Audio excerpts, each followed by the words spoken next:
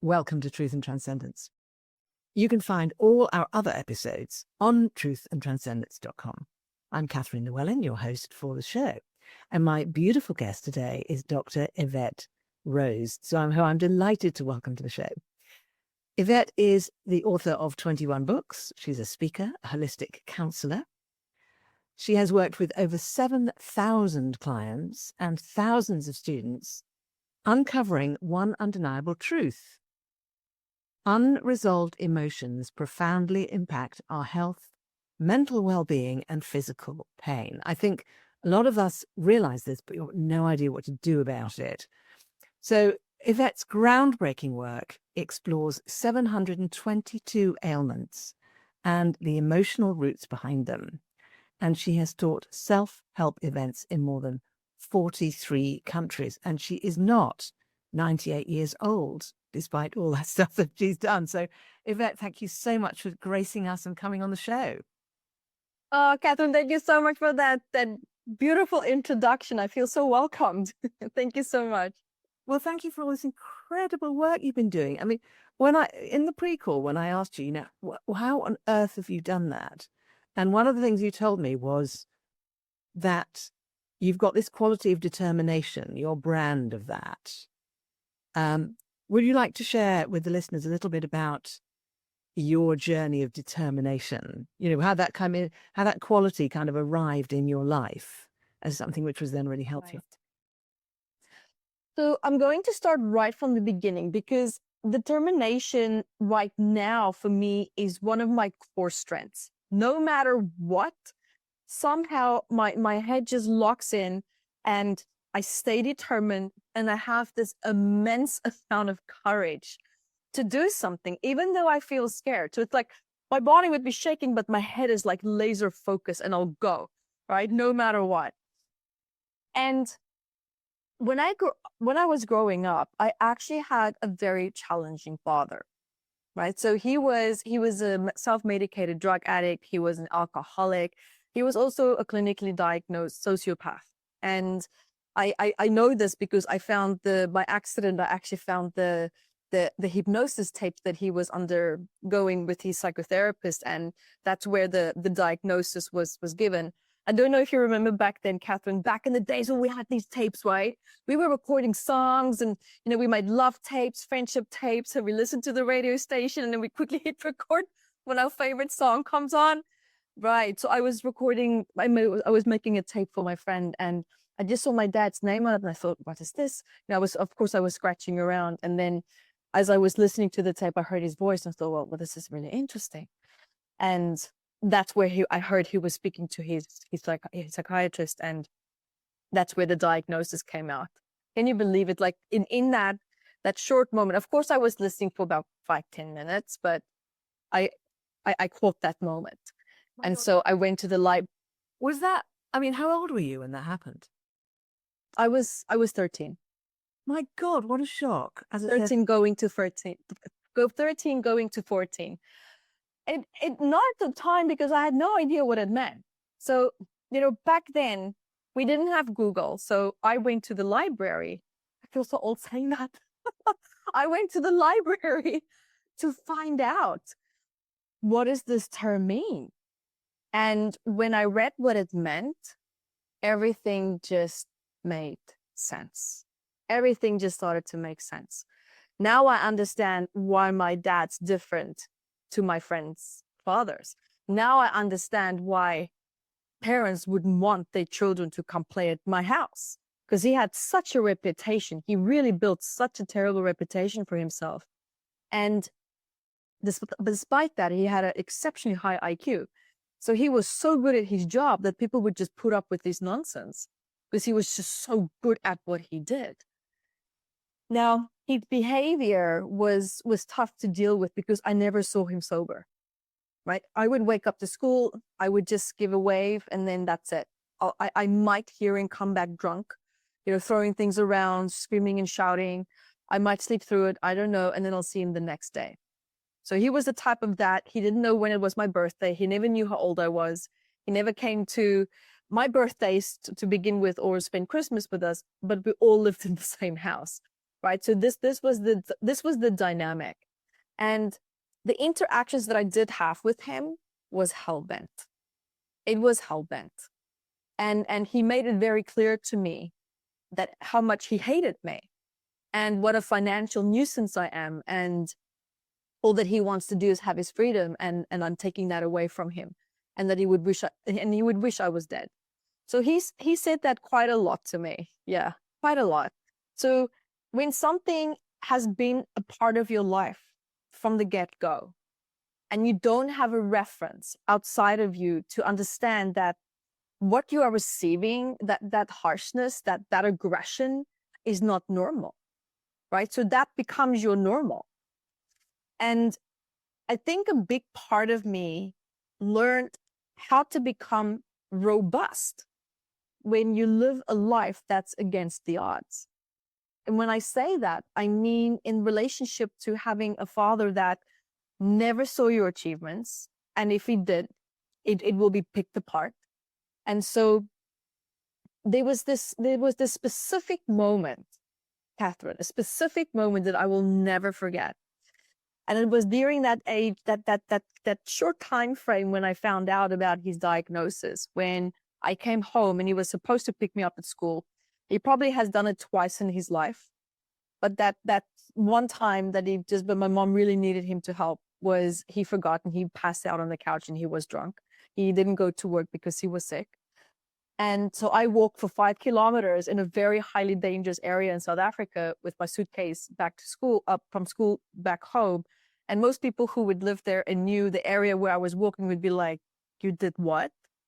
So I was very scared when I was walking. I was aware of my environment, who's where, what.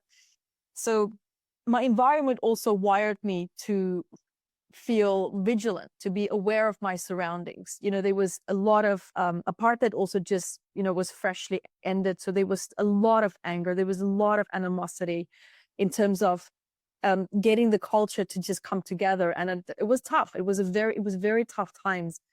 And then having my dad on top of that as well. And when I got home, I remember as I walked back, a BMW drove past me and I fell in love. I thought, wow, look at that woman with the hair and the glasses, and she's driving her BMW. She's just oozing this confidence. She's just oozing this, this I have it all together. You just get some of these people that just do it really well, and she did. And I thought, wow, it captivated me. And I got home and I said, and I didn't even go off about him not picking me up, because I would expect that from him, right? There was no hope of him coming.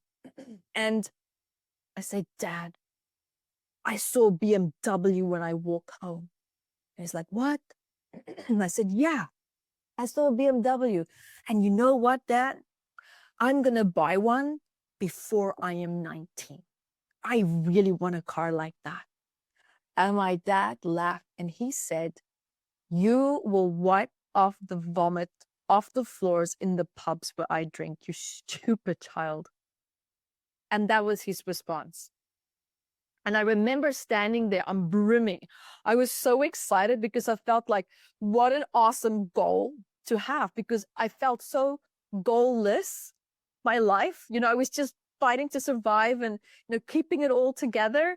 And now I'm seeing this beautiful car and, wanting to chase the dream and the feeling and all of that. And something in me switched. I used to be quite passive, just trying to be the peacekeeper, just go with the flow, because I forgot to add my dad was quite violent as well. So you choose your words wisely. You choose your moments wisely. He would come home and he put the keys on the table and I can tell you exactly how that night's going to end. The way that he pulls his car in front of the house, I can tell you.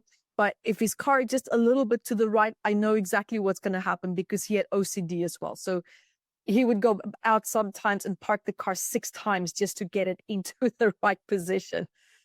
And then he's already upset and drunk at the same time. And I remember that night, I was lying in my bed and I looked at the roof and it was dark. And I just kept holding on to this feeling and I made this decision. I'm going to get that car and I'm going to get that lifestyle no matter what.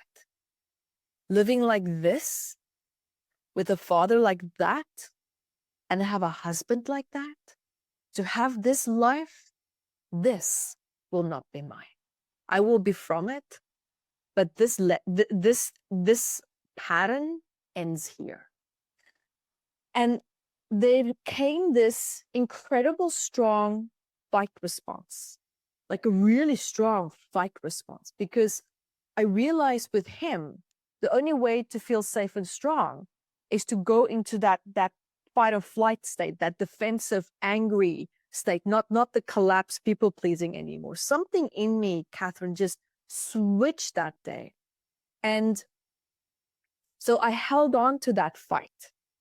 And a few things happened. I don't know how much we should probably go into it, but a few things happened and I had to leave school. It was safety-wise, it just wasn't safe for me to be at school anymore because a few kids, ganged up on me and it just didn't play out the way that I wanted it to. my life, my teenage years, which was actually a good thing because now I was at home. I was fully focused. I studied so hard. I ran 2 jobs at the same time to pay for my college fees, which I was saving for because we couldn't afford private school either. So I was literally studying through distant learning. So I was in Kimberley and I was doing distant learning through Johannesburg. And I would just go to a small little college and write my weekly tests for just 1 hour, and that was it. And I kept working these 2 jobs, clean bookshelves. I was a cashier. I did it all. And I saved enough money to go to college. And I studied my business management. And I applied for a job. And I graduated when I was 17. Thank goodness for that, because I requested early graduation and they granted me that because my marks were high enough. So I saved money by skipping that 1 year. So I could skip grade 11, so straight to grade 12, did my studies, did it all, graduating when I was 17. In South Africa, it's normally when you're 18. And I got a job at a very prestigious diamond mining company. And I ended up taking a position being the project, the assistant to the project manager and overseeing, 2,000 people. And we were 4 women and 2,000 men. 4 women and 2,000 men. It's not fun walking in the dark 5 o'clock in the morning in the freezing cold weather from your car park, which happens to be 800 meters to where your office is, on site, on a mining site. It was nerve-wracking.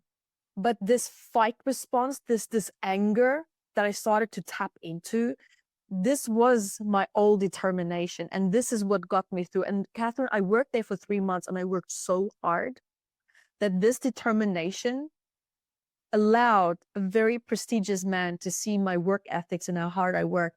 And he said to me, and he was the client of the company, and he came to me and he said, Evette, I want you on our private airplane in Johannesburg in 2 weeks. I'll quadruple your salary. I'll give you an apartment. I'll give you a car. I need you on my program. I need you on my project site. We are in trouble. Catherine, I packed up. I said yes. I had no idea what I was saying yes to, but I said yes. I'm thinking I'm going to figure this out. I'm going to Johannesburg because there's no future for me in that town where I was. And so I borrowed my mom's car. And I said, I'll pay your car payments. Can I just use your car for 2 to 3 months? Because in Johannesburg, there's no public transport. If you don't have a car, you're done. And she said, okay, we'll do this. We'll figure it out. And so my mom helped me. She ended up taking a carpool to her work to help me, right? That's my mom, go mom. And I remember driving in that car, Catherine, to my job, the directions to the office and it was stuck on my steering wheel. It was before GPS. And I remember sitting in that car and my arms are shaking and I'm looking and I'm crying because I've never in my life driven on a highway. I'm from a town and I'm driving on a highway where people are screaming at me. I'm driving 60 kilometers an hour and they're saying, and I'm getting the middle finger and road rage. And I didn't know in which lane am I supposed to be going, and I'm seeing cars flying past me. And so I figured one is fast, one must be slow. And I'm like, what's the 2 in the middle? I had no idea. And so So I'm figuring out how this works. Like, what is an off ramp? All of that. But this incredible rage in me of this FU to my dad, because that's exactly what stayed in my head. That was my mantra. That was my mantra, Catherine. And I kept going. And long story short, my career just skyrocketed. It skyrocketed.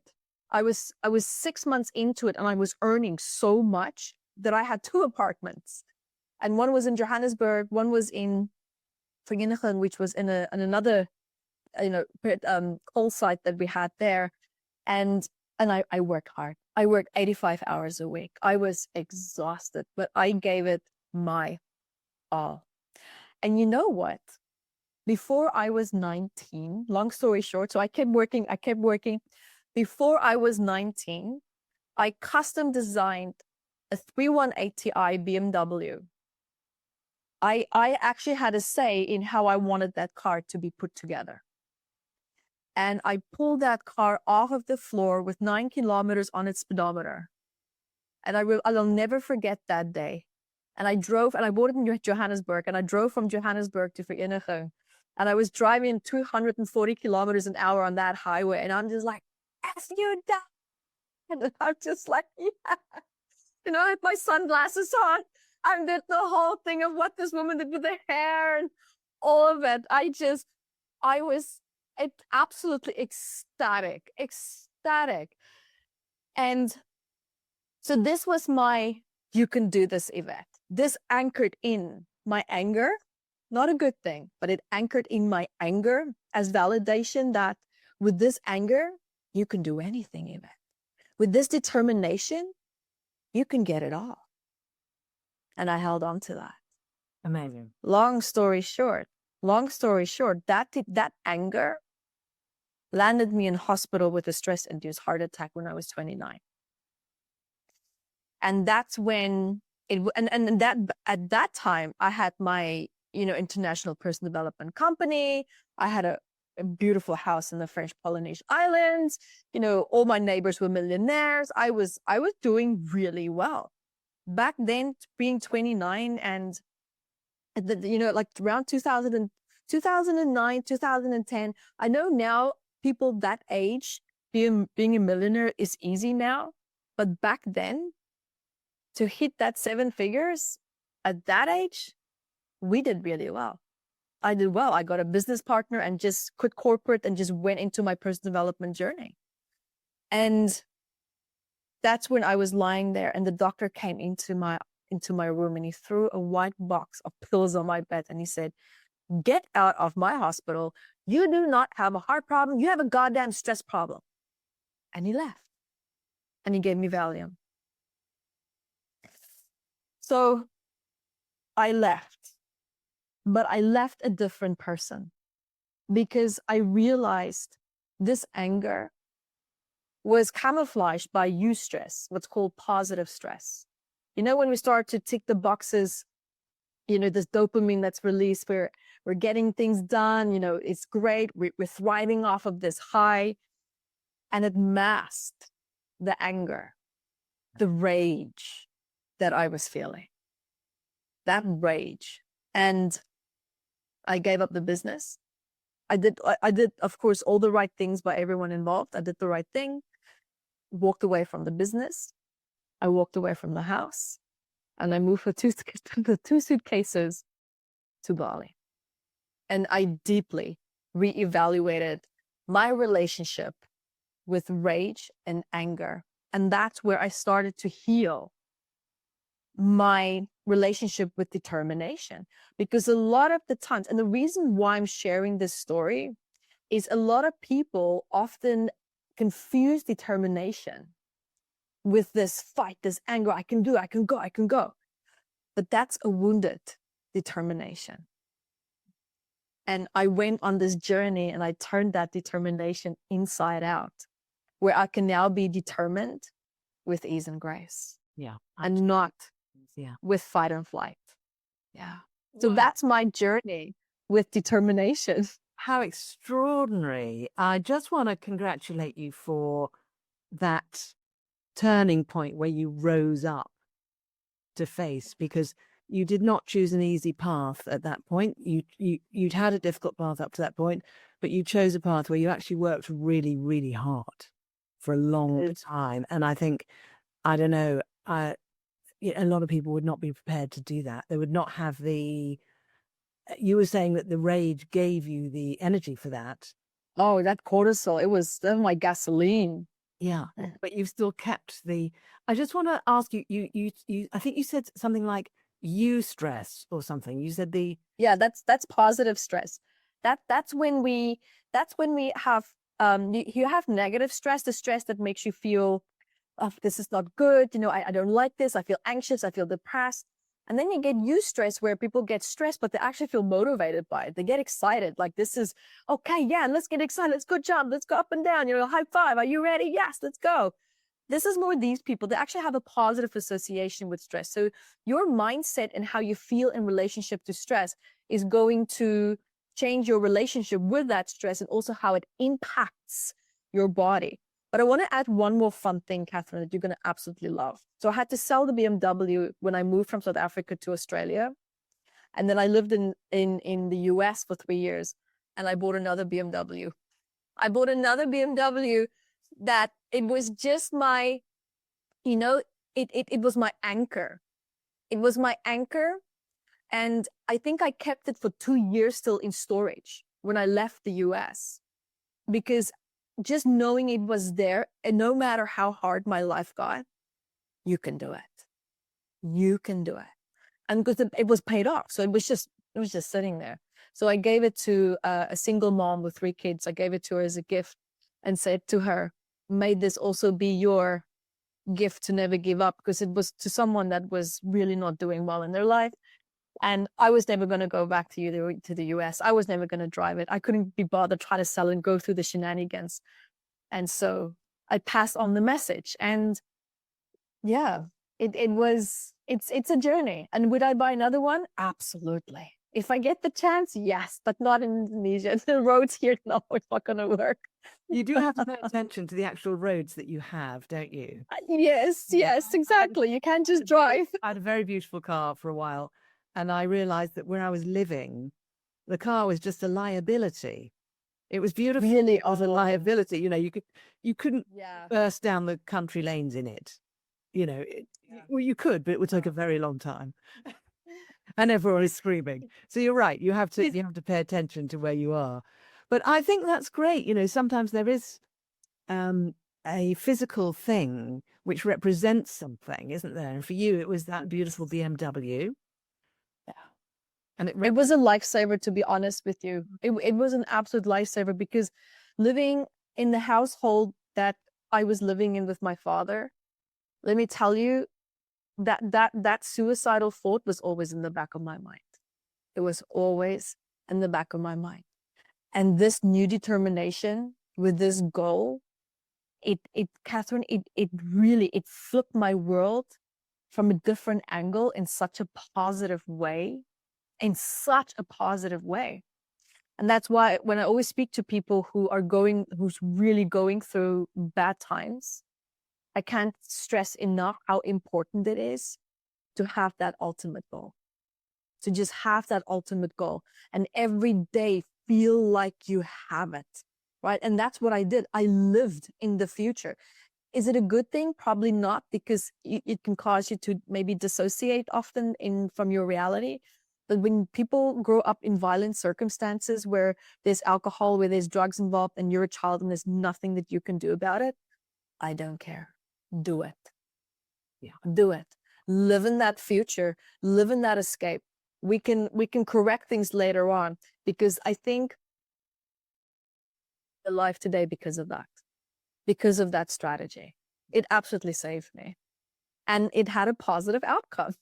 Even though I had a bit of hiccups along the way, I ended up turning my life into an incredible success, even though I was living my life in resistance to avoiding what my parents went through. So my motivating factor was not healthy. It was from a state of resistance and not being in the flow, not feeling worthy of having what I want. Yeah. So it was a strategy that was right for that moment for you. Yes, it was. And now you've got It absolutely was. now you've got a completely different relationship with determination. Dude, it's healed. You know, that It's healed story you relationship. told is just, obviously it's very touching. I really appreciate you sharing it. And it's also very encouraging and inspiring, because I think all of us sometimes meet a point in time where we feel things are against us, we're not supported, we feel helpless, we feel undervalued, and we can go one way or the other. That's true. You know, and That's now very true. you do this incredible work around emotions and health and everything else. So I would love you to tell us a bit about that, but would you tell us a bit first about how you transitioned into that? That's such a great question. So this is where my determination, one more time, this happened before the heart attack. So I was around 23, 24, just moved from South Africa to Australia. And I worked so hard. I worked really hard again to have it all, and ended up in a beautiful 17-acre home, you know, with 6 bedrooms, tennis court, jacuzzi, swimming pool, you name it. I had such a good life and I worked so hard for it.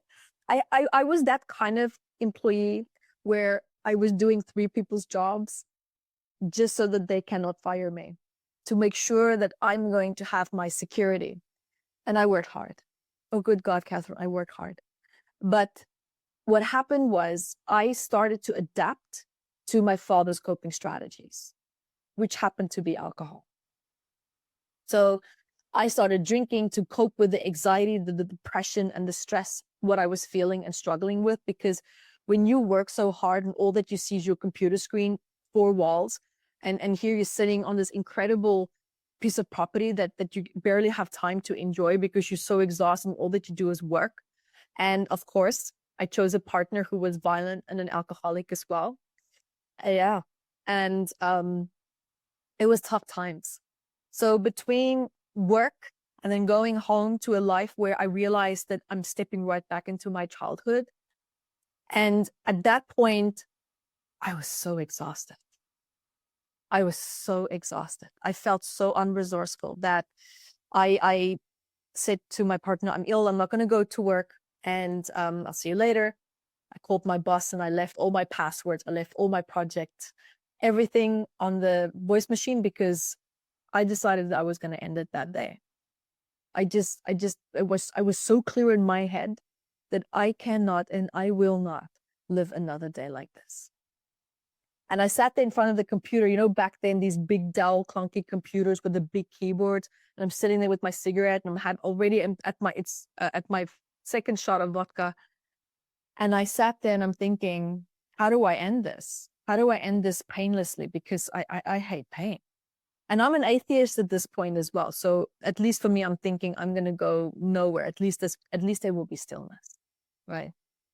And I was raised Christian. So my father was the drunk Christian with the Bible under his arm. Hence why I ended up an atheist. And I typed in it, and Catherine, I cannot explain it to this day. It was not a voice like you're hearing me now, but it was a masculine voice, but a very kind voice that said, you're asking the wrong question. And that question, and that statement hit me right in my determination center. It hit me right there. And I'm thinking, well, what does that mean? Now I'm curious, right? Now there's this competitive, determined part of me is now awakened. And the voice came one more time and the final time, and it said, why don't you ask how to be happy? Wow, okay, well, there's people around me that's happy. Why am I not? What are people doing that I'm not? So I Googled how to be happy. You know what came up on my screen? Crystals, Doreen Virtue, Neil Donald Walsh, Conversations with God. And I'm like, you have got to be kidding. I was mad. I was so angry, thinking that this was some kind of prank. But you know, for anyone who can relate, where you feel so unresourceful and you just don't have the answers anymore, but somehow there's an answer in front of you, it's a humbling moment. It's a very humbling moment. And I had an ego death. And I thought, well, I don't have the answer.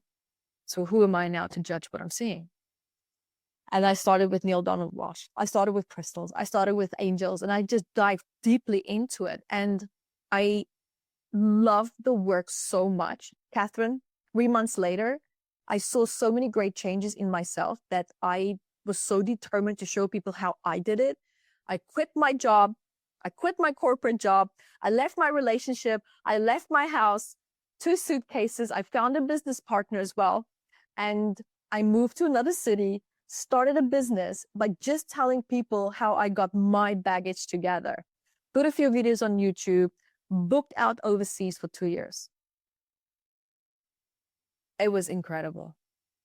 It was incredible. I don't know how to explain it to this day, but it worked out so beautifully. And so as I traveled and I helped people, listen to people's challenges and it's this and it's that. Then I started hypnotherapy and, my path continued. And I started to notice as I helped people, the more advanced my work became.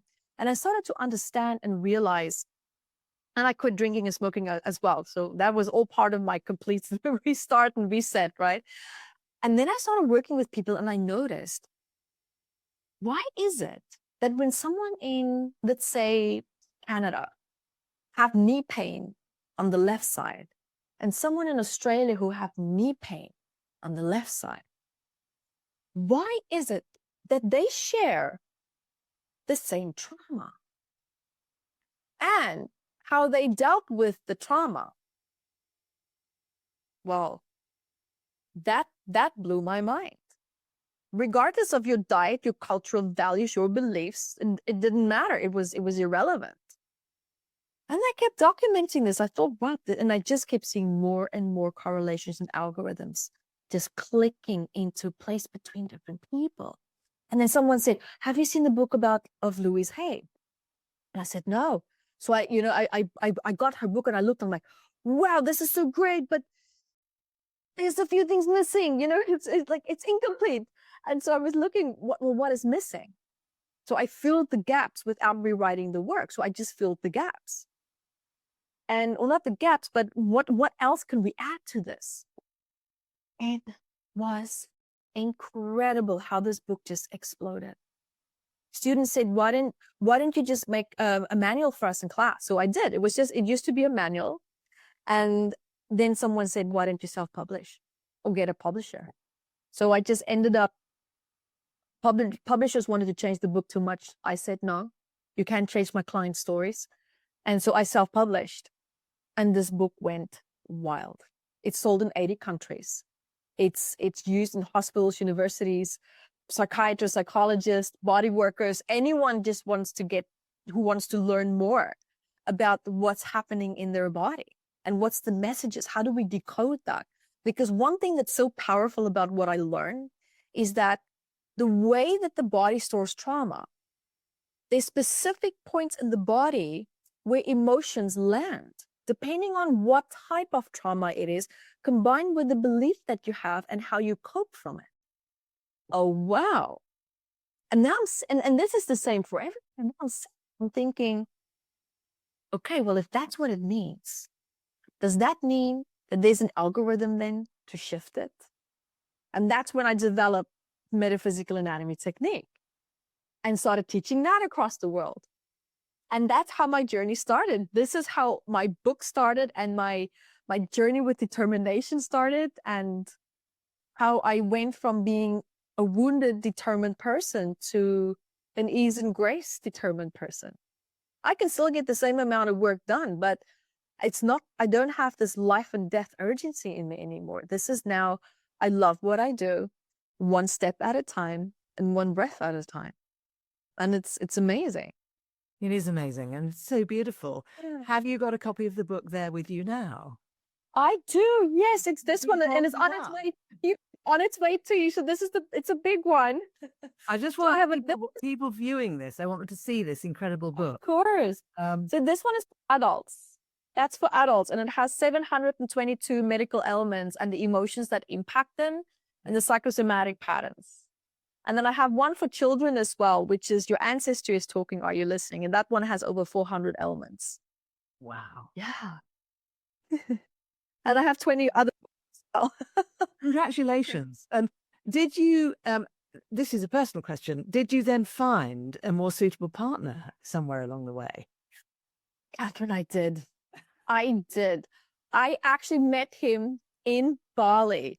I was pouting and just having my spit spat and my pity party about, how I'm not finding the right person. And, I was also now divorced, that everything just fell apart. And then I met him. And I'm telling you, we've now been together 8 years. We're married. We have 2 wonderful children. And I finally have a man that doesn't drink.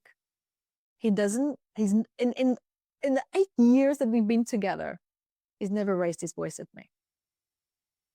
He taught me how to peacefully dismantle arguments and how to be graceful and how to be calm.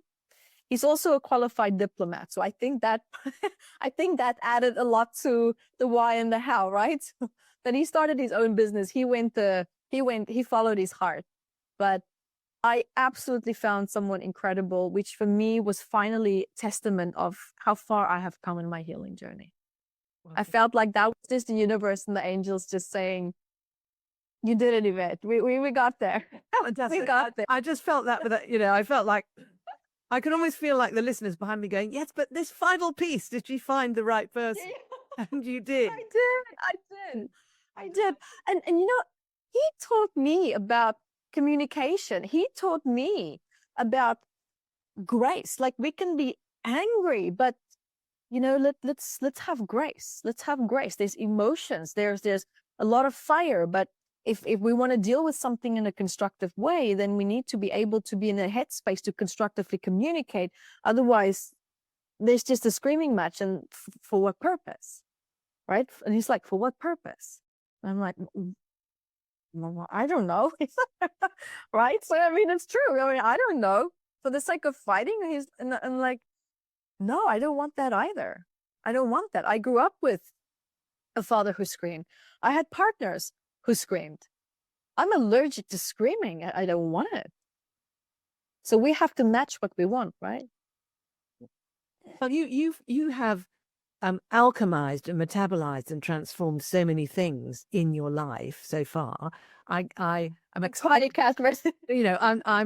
I'm excited to see where it goes over the next 10, 20, 30 years, because you're still Me too. right in the prime. You've still got so much more time left for what you're going to be doing, which is so exciting.